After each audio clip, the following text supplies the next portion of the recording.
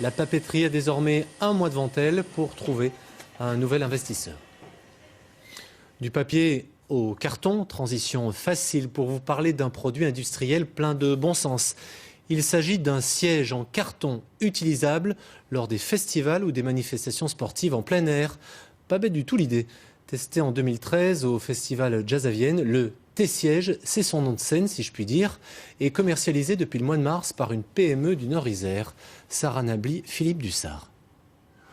Ça pourrait être un simple emballage en carton, mais voici un siège révolutionnaire de 250 grammes.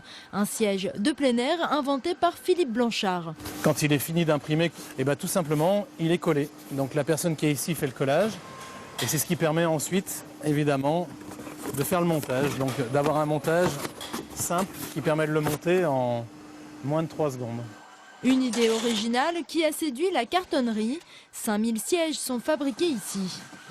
Ça nous permet de changer un peu notre statut d'industriel, je vous dis, sur des architectures vraiment classiques et de montrer que tout est possible. Et ça permet de redonner un nouvel élan à notre cher matériau. Mais à l'origine, Philippe Blanchard est loin d'être inventeur. Son quotidien, ce sont les ordinateurs. Dans la vie, je suis informaticien, donc je fais de l'infogérance, je fais de la gestion d'informatique pour les entreprises. L'idée du siège est venue après un mal de dos à un concert. Une idée qui semble simple, mais avant d'en arriver là, il aura fallu 17 prototypes et 3 ans de travail. À l'époque, j'avais fait un système gonflable, donc qui est celui-ci. Là, il n'est pas gonflé, évidemment.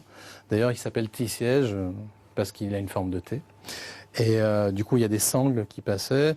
Donc ce produit-là était pas mal, il est toujours pas mal d'ailleurs, mais malheureusement, il se retrouvait à être économiquement pas très intéressant à fabriquer en France. 2000 personnes ont testé gratuitement le siège au festival Jazz à Vienne en 2013. À 2 ou 3 euros, l'inventeur tente de le commercialiser auprès des festivals de cet été. À Valence, le port de l'Épervière vient d'obtenir le pavillon bleu. Ce n'est pas la première fois, loin de là. Depuis 2005, ce qui est en France le tout premier port de plaisance fluviale est donc récompensé pour ses efforts en faveur de l'environnement. Le pavillon bleu, on le remarque surtout sur les plages. Eh bien, vous le saurez désormais, il flotte aussi sur les embarcadères. Fabrice Cagnin et Pierre Lachaud ont vu la Belle Bleue. Oui, je vais l'installer.